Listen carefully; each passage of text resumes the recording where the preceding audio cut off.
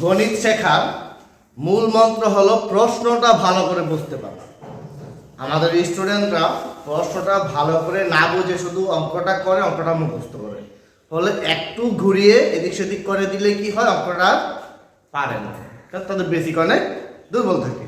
তো আমরা আগে প্রশ্নটা ভালো করে বুঝে নিব। মা ও পুত্রের বয়সের সমষ্টি ৪৫ বছর। তার মানে কি দাঁড়ালো, মা এবং পুত্র, মা এবং দুইজনের বয়স মিলে, মানে দুইজনের বয়স যোগ করলে কত হয়? ৪৫। মায়ের একটা বয়স আছে, পুত্রের একটা বয়স আছে, যোগ করলে কত হবে? ৪৫। এখানে বলছে মায়ের বয়স পুত্রের বয়সের ৪ গুণ। কার বয়সের ৪ গুণ? পুত্রের। মানে পুত্রের বয়সে ৪ দিয়ে গুণ করলে কার বয়স পাবো? মায়ের। তাহলে আমার আগে কার বয়স দরকার? পুত্রের বয়স দরকার।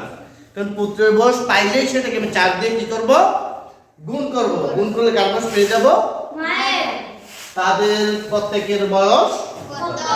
তাহলে যেহেতু পুত্রের সাথে তুলনা করেছে, পুত্রের বয়সের ৪ গুণ, মানে পুত্রের বয়সকে ৪ দিয়ে গুণ করলে কার বয়স পাবো?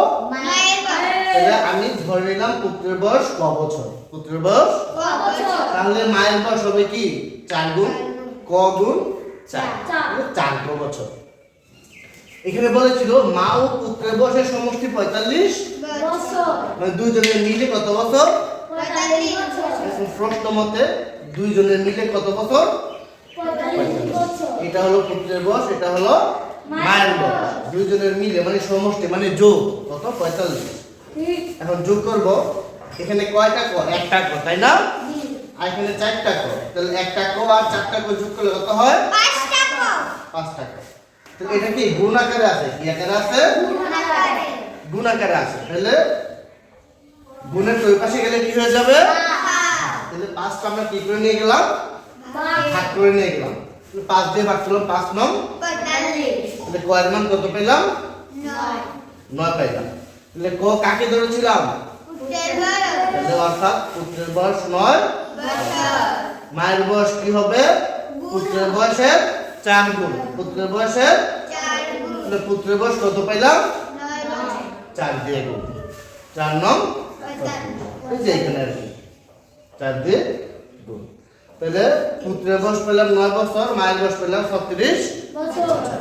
কঠিন বেশি? জি না। এইভাবে আগে প্রশ্নটা ব্যাখ্যা করে বুঝতে হবে, তাহলে যে কোনো অঙ্ক তোমরা সহজেই পেরে যাবে। ধন্যবাদ সবাই।